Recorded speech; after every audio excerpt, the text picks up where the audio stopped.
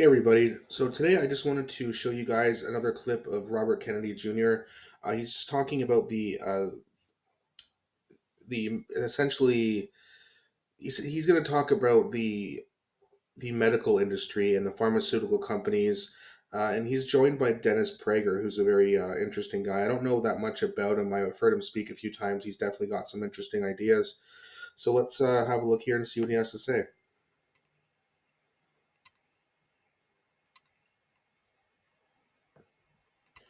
Okay, here we go. The amount of lying done to me by the medical and pharmaceutical establishments in the last few years has completely changed my view about whether or not they will tell me anything that is true. NIH is a $42 billion budget. It used to do science. Now it basically, a lot of what it does is developing new drugs for the pharmaceutical industry, which it gives to them essentially for free in many cases. It's a terrible arrangement. NIH itself gets royalties. They can take about half of the royalties on something like the Moderna vaccine. They own half of the royalties, so they'll get billions and billions of dollars.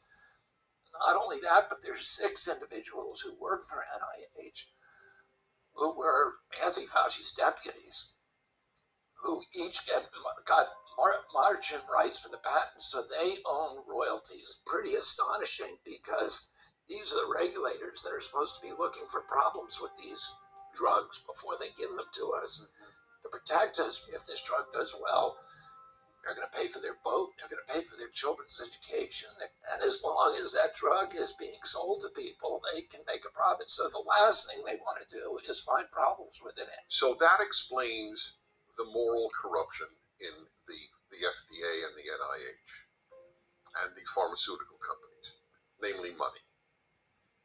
How do you explain the New York Times and the Washington Post? Are they getting money from Big Pharma? The pharmaceutical industry is one of the biggest advertisers now. I think it was $9.6 billion in advertising. The reporters themselves would deny that they're. If you don't believe him, just watch CNN or MSNBC. Almost every damn segment is brought to you by Pfizer, and then they pay them shitloads of money. That's how they can afford their nice studios and pay people high salaries. It certainly isn't from their viewership. There's any kind of censorship or any kind of editorial, prodding, and they will say science is what CDC says it is. And I say to them, journalists are supposed to maintain a posture of fear or skepticism toward government officials. They're now doing the opposite. They have become propagandists for the government. Now, why is that happening? You can't just say they're being bought off by pharmaceutical companies. That's why I asked. Part of that dynamic is a lot of influence by the intelligence agencies throughout the press, the largest funder today of journalism around the world.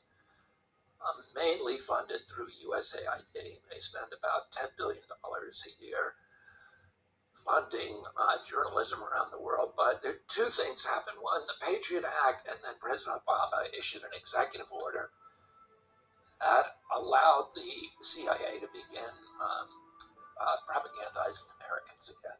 And we started seeing then press become overt kind of propaganda vessels for CIA. I understand the CIA and war, the CIA and elections. I don't understand what on God's earth the CIA cares about vaccines. The CIA's first project when it was created was Operation Paperclip. They were bringing over missile scientists and bioweapons. By the way, just want to quickly pause this one more time. He's not lying about that. Operation Paperclip was real. They hired Nazi soldiers or Nazi scientists because they knew that Russia and England were hiring them, and they didn't want to fall behind in terms of their engineering. So that whole Operation Paperclip, Operation Northwoods, all these things are real. Just keep that in mind. Weapon scientists and chemical weapons scientists from Germany. When you're doing bioweapons research, every bioweapon requires a vaccine.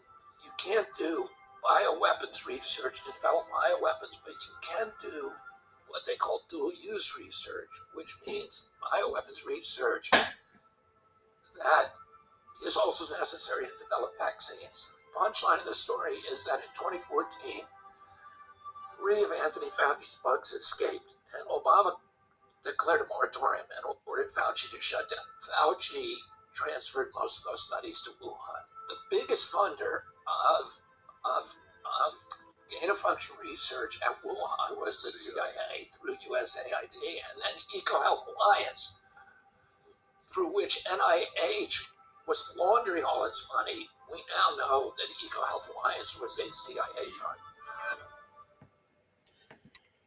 So, the first thing I have to say about that is it's about damn time.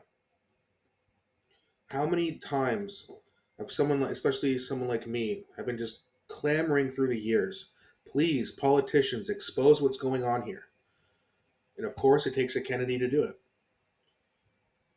Of course, he's exposing the CIA and the FDA and the NIH, the WHO, and Wuhan and Anthony Fauci.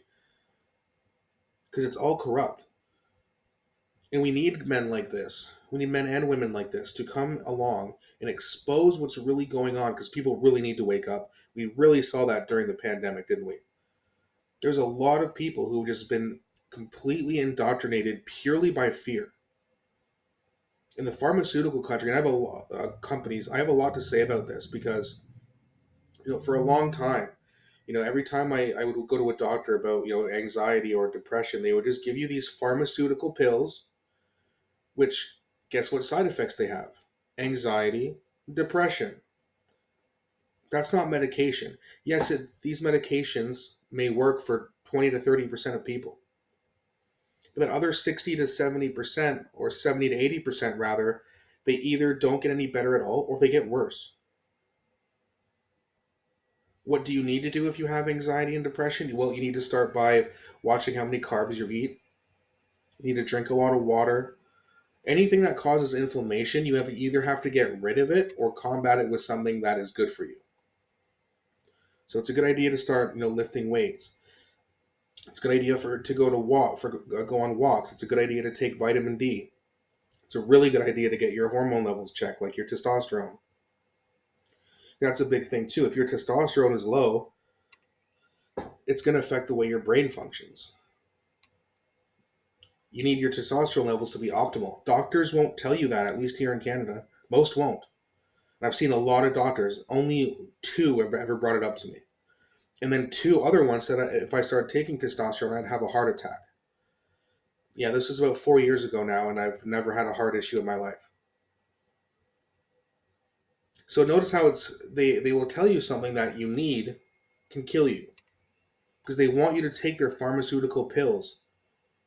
Because the pharmaceutical company has so much power and control, as RFK Jr. is clearly explaining, they can convince people to just do what they want. They can convince doctors, yeah, give him this crap. It's not really medicine, but yeah, give it to him. Well, how come the rate of depression and anxiety keeps going up? Nah, it's not the medicine.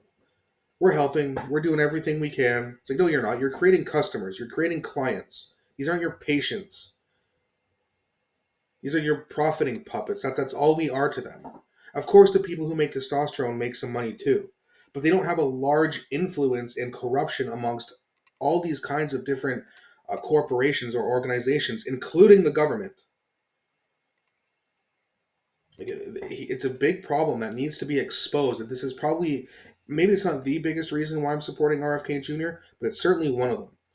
Because I mean, I'm 35 now. I was 13. Doctors put me on Prozac. You think it was good for doctors to do that? And I'd probably been on 15 other SSRI medications from 13 to 27. That's when I finally stopped. And then when I stopped, I thought, well, I guess I'm just screwed forever because none of these medications will help me. And then I found out slowly but surely that those aren't really medications for most people. And that if you really want to get rid of anxiety and depression, you have to kind of do it yourself. When you first come to that realization, it is very, very difficult to get over the fact that you've been lied to essentially your whole life, and to know that these doctors and these pharmaceutical companies do not care about you.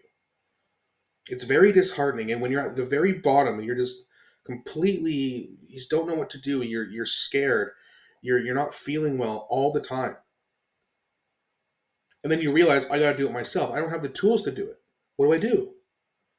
Well, that's where the hormones come in. Don't just start taking testosterone, get it checked, and then go see an expert who knows what they're talking about. It's huge. It's very, very important for male mental health. If you're a female and you're watching this, again, get your testosterone checked too, but you're supposed to have way less of it than a man. But you got to make sure your vitamin D, your estrogen, your cortisol. You got to check all these things. Drink a lot of water. Cut back on the sugar. Sugar is really bad for anxiety. Right? So, and this is, again, I'm just talking about anxiety and depression, let alone certain other medications they come out with that may or may not work or may not be as safe and effective as they first thought it was. It's all about profit for these people. And we have to understand. And that's why we need to change, or not necessarily overthrow, the medical system, but we need to revise it big time. And this is, again, I'm such a big supporter of RFK Jr. because of things like this. Donald Trump, Joe Biden, Jill Stein. I don't believe Jill Stein has said anything about this. Very few people will say anything, and RFK Jr. is the most powerful and popular of those people. So I ask you again, it's a tough battle. I don't think he's got a chance to be president, but we got to do everything we can to support this guy because he really and truly is, in my opinion, he's the only hope. Trump is still 80 to 90% establishment. I like him better than Biden or Gavin Newsom, which is who it's going to be probably. But RFK Jr. is by far, the best choice.